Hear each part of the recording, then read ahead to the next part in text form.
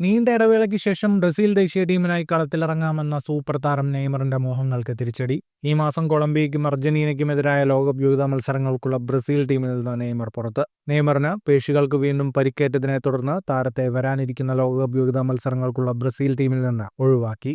പരിക്കേറ്റ നെയ്മറിന് പകരം കൗമാരക്കാരനായ Real Madrid forward എൻട്രിക്കിനെ Brazil ടീമിനെടുത്തു. 2023 ഒക്ടോബറിൽ ഉറുഗ്വേക്കെതിരായ ലോകകപ്പ് യോഗ്യതാ മത്സരത്തിനിടെ കാൽമുട്ടിന് പരിക്കേറ്റതോടെയാണ് നെയ്മർ ബ്രസീൽ ടീമിൽ നിന്ന് പുറത്തായത്. ഇതിനുശേഷം നെയ്മർ ദേശീയ ടീമിനായി കളത്തിലിറങ്ങിയിട്ടില്ല. ഇക്കഴിഞ്ഞ ജനുവരിയിൽ സൗദി ക്ലബ് അൽ ഹിലാലിൽ നിന്ന് ബ്രസീലിയൻ ക്ലബ് സാന്റോസിലെത്തിയ ശേഷമാണ് നെയ്മർ കളത്തിൽ സജീവമായത്.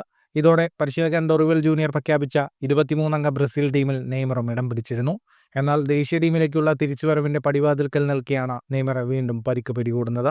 നെയ്മറെ കൂടാതെ ഡോറിവൽ ജൂനിയർ 2 മാറ്റങ്ങൾ കൂടെ ടീമിൽ വരുത്തിയിട്ടുണ്ട്. ഡാനിലോയ്ക്ക് പകരം ഫ്ലമംഗോയുടെ അലക്സാൻഡ്രോയെയും മാഞ്ചസ്റ്റർ സിറ്റിയുടെ എഡേഴ്സന് പകരം ഒളിമ്പിക് ലിയോണിന്റെ ഗോൾ കീപ്പർ ലൂക്കാസ് പെറിയയെയും ടീമിലേക്ക് വിളിച്ചു. മാർച്ച് 21-ന് കൊളംബിയയെയും മാർച്ച് 26-ന് അർജന്റീനയെയുമാണ് ബ്രസീലിന് നേരിടാനുള്ളത്. നിലവിൽ 12 മത്സരങ്ങളിൽ നിന്ന് 18 പോയിന്റുമായി കോൺമെബോൾ സ്റ്റാൻഡിംഗിൽ 5-ാം സ്ഥാനത്താണ് ബ്രസീൽ. ഫുട്ബോൾ ലോകത്തെ കൂടുതൽ വാർത്തകൾക്കും വിശേഷങ്ങൾക്കുമായി സ്പോർട്സ് കഫേ സബ്സ്ക്രൈബ് ചെയ്യുക.